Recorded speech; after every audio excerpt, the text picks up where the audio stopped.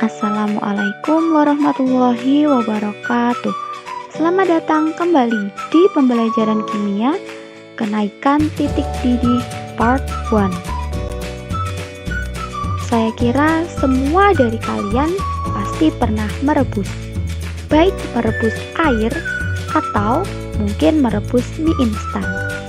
Nah, tetapi apakah teman-teman di sini pernah mengamati kira-kira antara merebus air dan merebus mie instan, manakah yang lebih cepat mendidih? Air murni dapat mendidih sempurna pada suhu 100 derajat Celcius. Sedangkan air murni yang sudah ditambahkan dengan zat terlarut dapat mendidih sempurna pada suhu lebih dari 100 derajat Celcius. Oke teman-teman, mari kita berkenalan dengan kenaikan titik didih atau yang dilambangkan dengan delta TB. B di sini kepanjangannya adalah boiling. Titik didih pelarut pasti lebih kecil daripada titik didih larutan. Nah, terus semakin banyak zat terlarut yang ditambahkan pada suatu larutan, maka larutan akan semakin sulit mendidih. Sehingga agar bisa mendidih, maka membutuhkan suhu yang lebih dari 100 derajat Celcius. Oke, jadi teman-teman sudah bisa membayangkan antara air dan merebus mie instan itu kira-kira manakah yang lebih cepat mendidih. Jadi jawabannya pasti yang lebih cepat mendidih adalah merebus air. Karena mie instan berperan sebagai zat terlarut, sehingga membuat airnya ketika sudah diberikan dengan mie instan, maka membutuhkan suhu yang lebih tinggi agar dapat mendidih. Nah, jadi teman-teman, sebelum kita mempelajari tentang perhitungan, maka teman-teman harus mengingat dulu bagaimanakah cara menghitung mol. Dan yang kedua yaitu bagaimanakah cara menghitung molalitas. Molalitas ya, bukan molaritas. Molalitas dilambangkan dengan huruf M kecil. Terus yang terakhir, teman-teman juga harus mengingat titik didih air murni, yaitu 100 derajat Celcius. Nah, tetapi di soalnya kadang pelarutnya bukan air. Kalau misalkan bukan air ya berarti titik didih pelarut itu sudah ditentukan. Mari kita belajar tentang persamaan kenaikan titik didih larutan.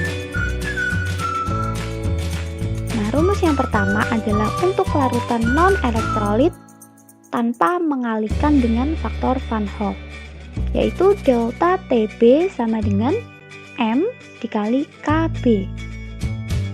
Terus yang kedua, untuk larutan elektrolit, delta TB sama dengan M dikali KB dikali I, yang mana I di sini adalah faktor Van Hoff yang kemarin teman-teman sudah mempelajari di sifat koligatif larutan yang pertama. Terus rumus yang terakhir, TB sama dengan TB0 plus delta TB. Adapun keterangannya, delta pasti menunjukkan perubahan. Di sini menunjukkan kenaikan. Delta TB adalah kenaikan titik didih. Sedangkan TB adalah titik didih larutan. TB0 titik didih pelarut. Kalau misalkan pelarutnya air, berarti TB0-nya sama dengan 100 derajat Celcius. M menyatakan molalitas, KB yaitu tetapan kenaikan titik didih, ini sudah diketahui di soal, dan I adalah faktor Van Hoff. Contoh soal, sebanyak 0,3 gram urea atau CONH2 dua kali dilarutkan ke dalam 10 gram air. Hitunglah A. Molalitas larutan urea, B. Kenaikan titik didih larutan urea, dan C. Titik didih larutan urea. Nah teman-teman, kita analisis dulu soalnya. Pelarut yang digunakan di sini adalah air, berarti nanti TB0-nya sama dengan 100 derajat Celcius. Terus, urea itu sendiri adalah larutan non-elektrolit. Nah, sehingga di sini kita tanpa mengalihkan dengan faktor Van Hoff. Pembahasan pertama yang harus kita hitung sesuai dengan pertanyaan tadi, yaitu molalitas. Sehingga kita masukkan rumus yang bagian A, M sama dengan massa per mR dikali 1000 per P. Massanya 0,3, mR-nya 60, dikali 1000. 1000 ini angka tetap ya, nggak bisa diganti. Terus P-nya adalah massa pelarut, yaitu massanya air 10 gram. Sehingga hasilnya adalah 0,5 molal. Next, untuk pertanyaan yang B, menghitung kenaikan titik didih, yaitu delta TB sama dengan M dikali KB. M-nya dapat dari perhitungan A, kita masukkan 0,5 dikali KB-nya sudah diketahui di soal, yaitu 0,512. Sehingga hasilnya adalah 0,256 derajat Celcius. Nah, yang terakhir adalah C, menghitung TB. Jadi beda ya teman-teman antara delta TB dan TB. Kalau TB itu adalah titik didih larutan. Kalau delta TB adalah kenaikan titik didih larutan. Oke, kembali lagi. TB sama dengan TB0 plus delta TB. Karena kenaikan, kalau naik berarti kan harus ditambah ya. Maka di sini rumusnya TB0 ditambah delta TB. TB0-nya otomatis karena pelarutnya air ya, berarti langsung saja kita tulis 100. Tambah delta TB dari perhitungan sebelumnya yang bagian B 0,256. Sehingga hasilnya sama dengan 100,256 derajat Celcius.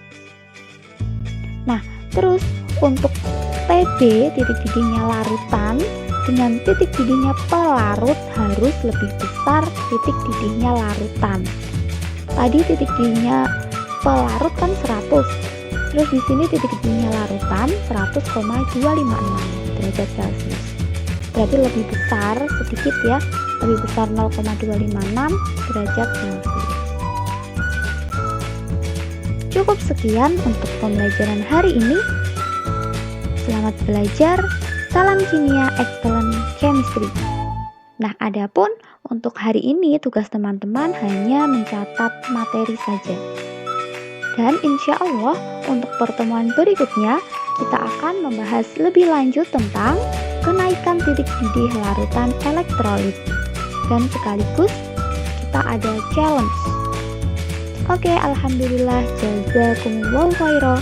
Wassalamualaikum warahmatullahi wabarakatuh.